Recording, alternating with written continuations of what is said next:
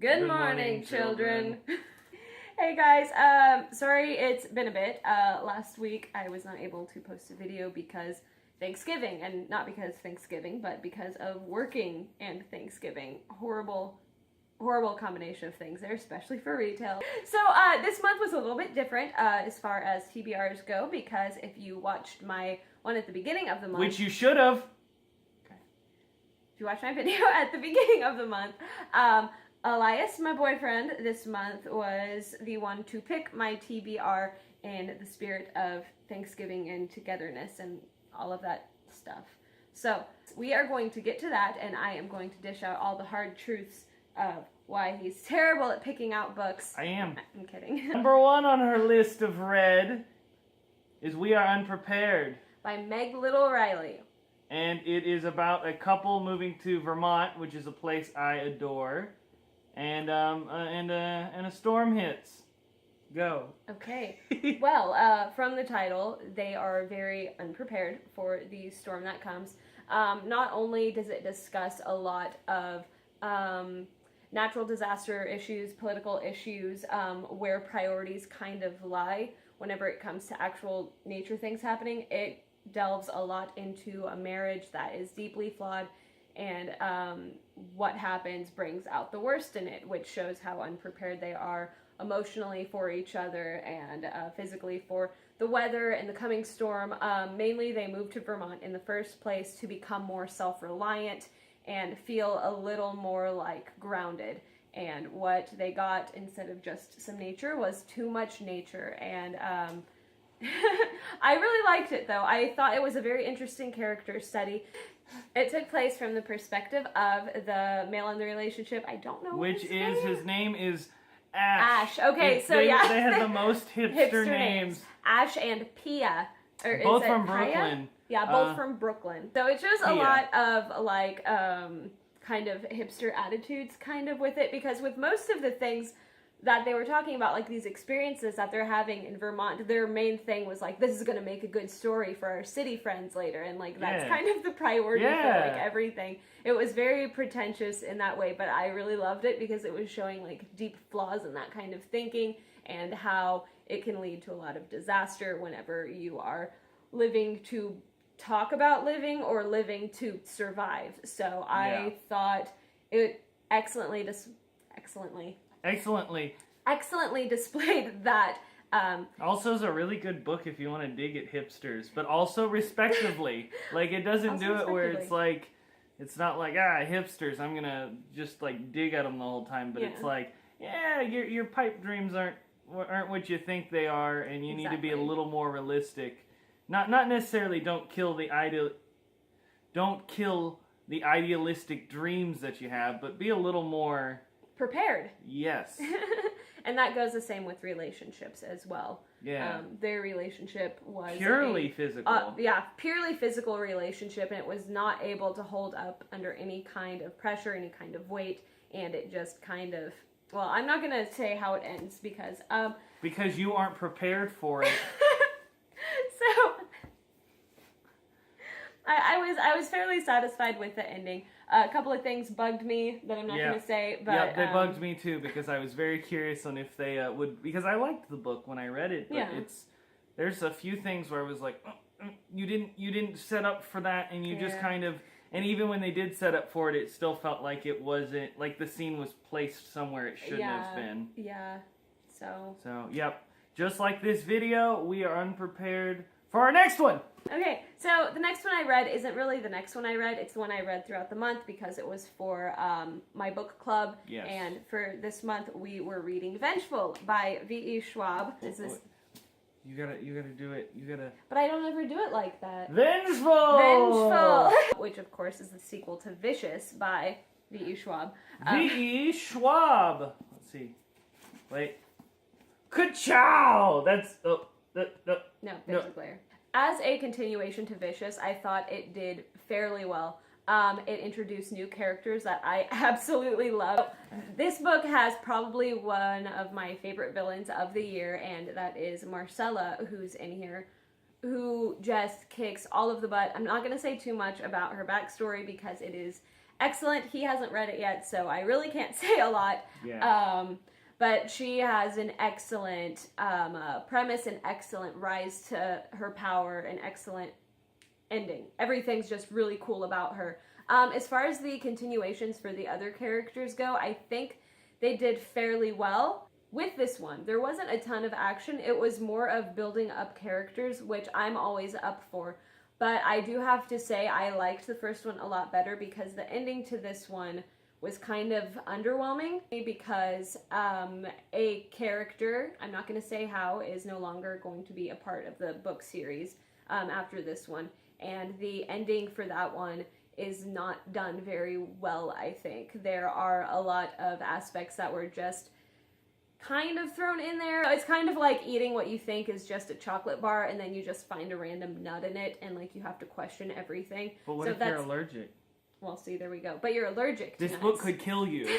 No, I think it was a very good continuation. I really hope this is not how the series ends. So I'm definitely hoping for more books in this universe with more... More vengeance and vengefulness.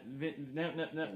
Yeah. More vengefulness and viciousness. What do you think the next one will be called? Exactly. Vendetta? Vendetta. Vivacious. Ooh. Voluptuous. Ooh. I don't know. We'll have Viagra. to see. The trilogy. Next was one I was actually super excited to read, and I know nothing about this one, but I know a lot more since she's read it.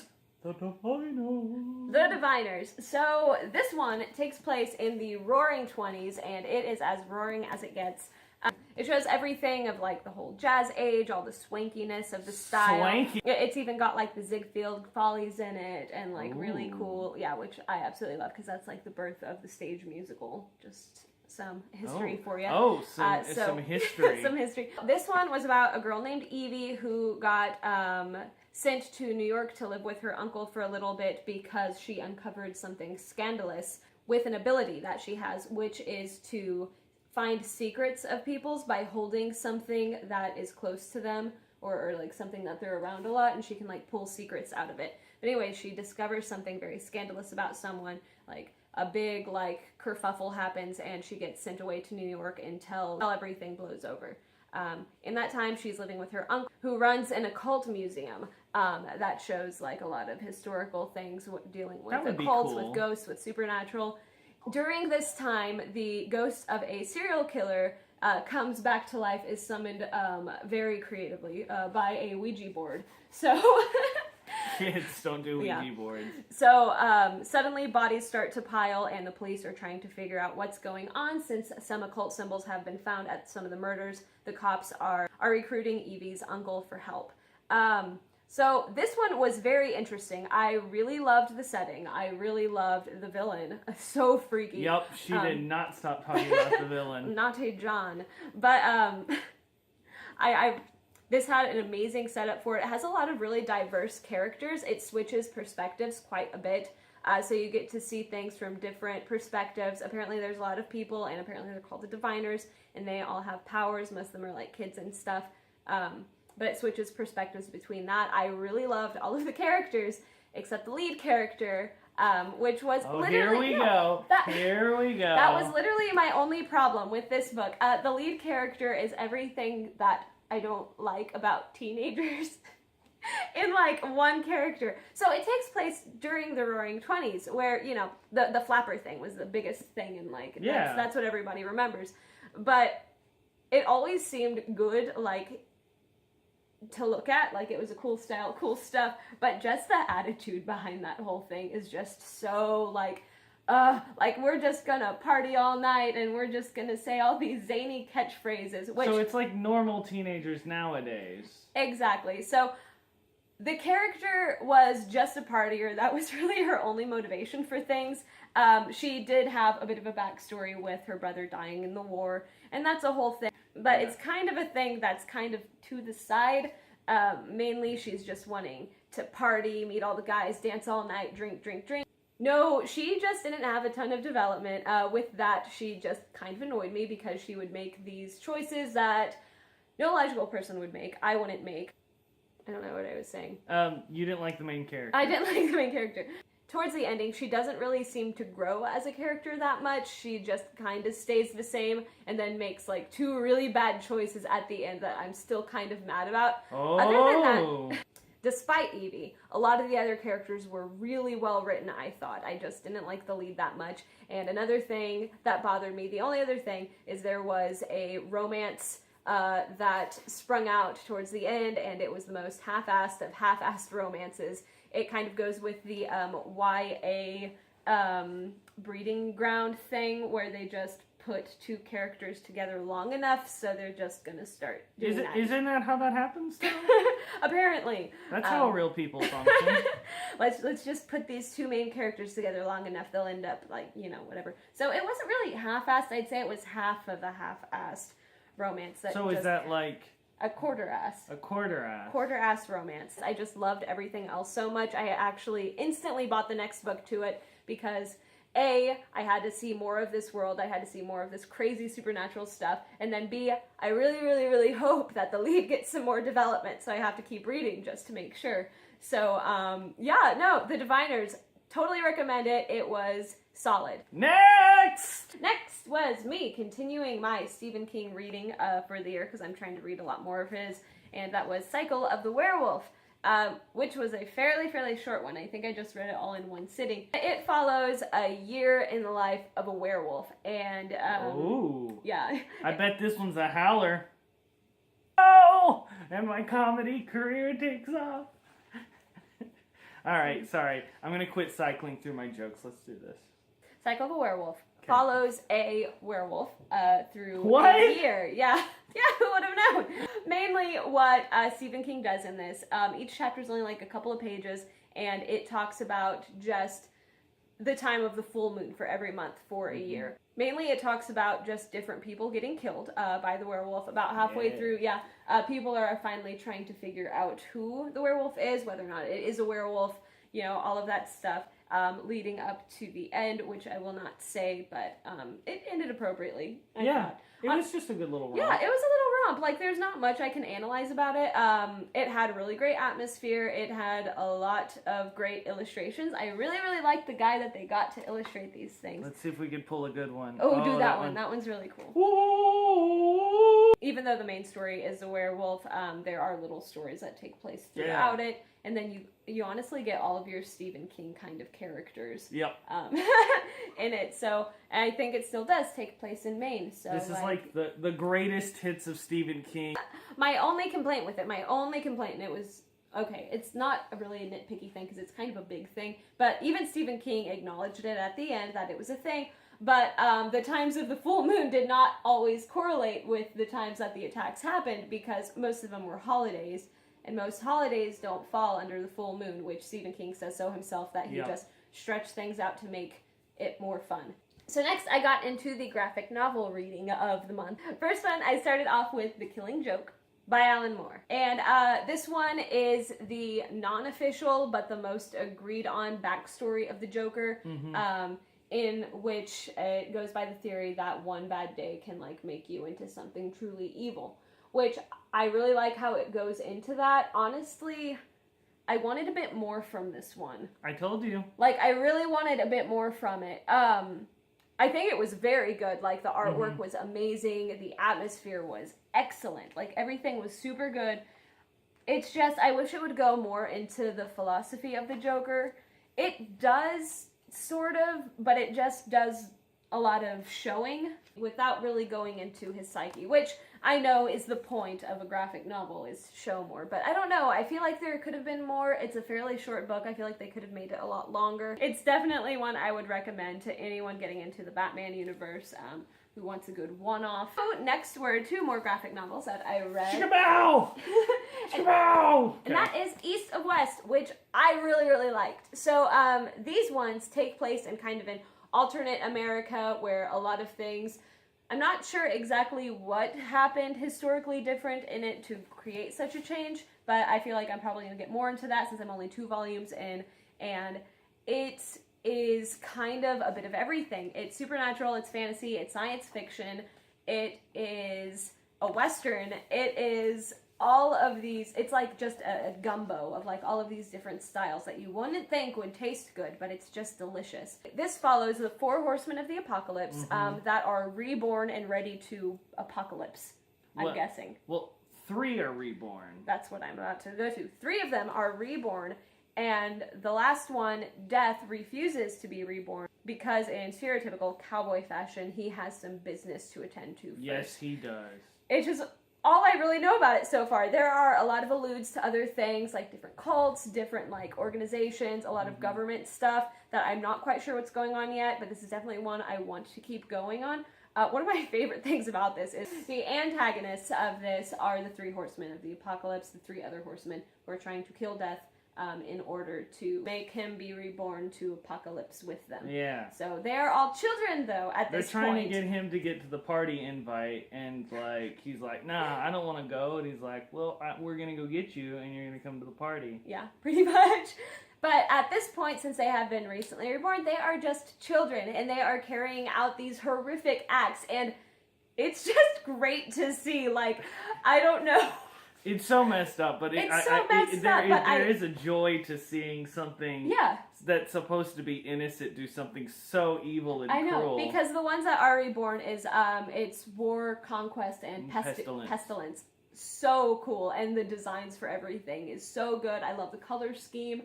Yes. I love the action. It's just excellent series. I'm really excited to continue reading these, so definitely recommend that. I gave these a 5 out of 5. Yeah! Yeah! These are my favorite too, so that's, double high five. Double high five.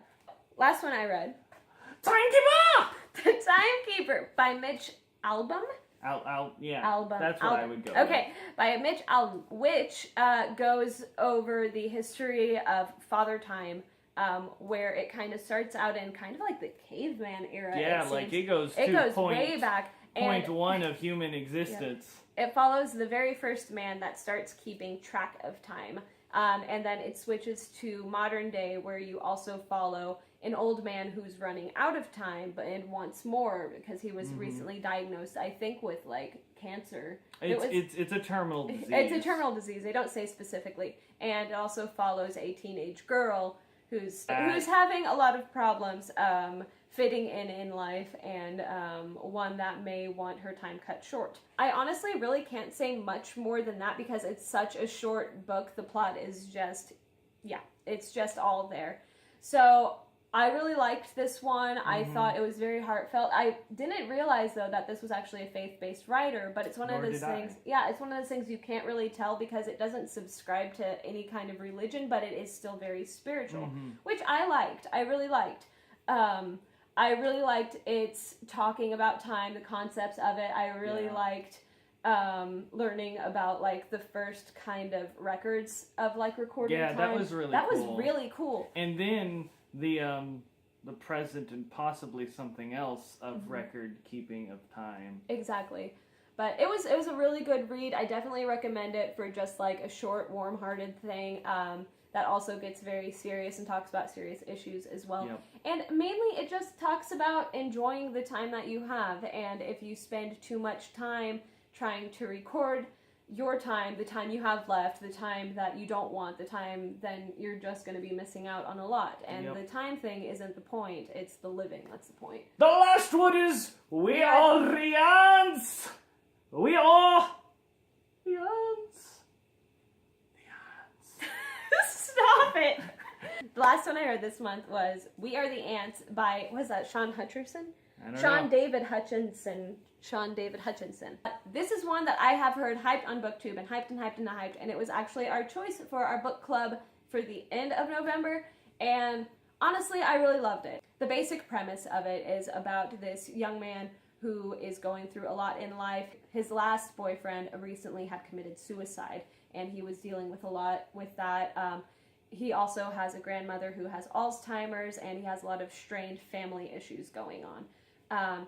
He is frequently kidnapped by aliens as well. So, so it's very slice of life till you get to that, which I really liked. But the aliens present him with a big button, and they say if he doesn't push it in like 100 and something days, then the world's just going to blow up. And it's him deciding whether or not to hit the button. Or you may think that seems like a fairly easy choice, but with his problems, he is considering not. And that's kind of the entire book. It's following his life mostly, his experiences, him trying to open up to love again, and trying to reach out to friends after such a tragic event happened, him dealing with his family. It goes over a lot of really heavy topics, and I think it does it very well. It goes over a lot of issues of depression and suicide from different characters. And honestly, it's just a very good character study, a very good coming of age story. I think it's incredibly important. And it really does well to the LGBT community as far as the book goes too. The lead character is gay, but that's not the point of the story. Though like coming out stories are always very powerful, I think, and very good. I like to see a character who's already kind of out there and doing his thing, but he's focusing on other problems too. Like, that's not his defining thing. That's not the definition of the book. I think that was absolutely beautiful. I think the writer did an excellent job tackling these heavy topics, and the ending was just perfect for what the book was leading up to. So I definitely recommend it. It's a very good read. So, what is the score? 5 out of 5. Whoa! Boom! So that is what I read in November. I'm probably going to cram a couple other books in there because I feel like I've hardly read anything. Been so busy. Plus reading other things. So yes, know, that's possible other secretive books. Possibly other secretive books. So that may be something that comes into play later in Maybe. life. Maybe. Who knows? Who knows? Who knows? We'll see. But thank you guys for tuning in once again. Hope you didn't miss me too much in this past week, or actually hope you did. So very good to see y'all. You guys have an excellent week. We'll see you again in December for my TBR. So it's the outro again? It's the outro. It's just... Awkward outro.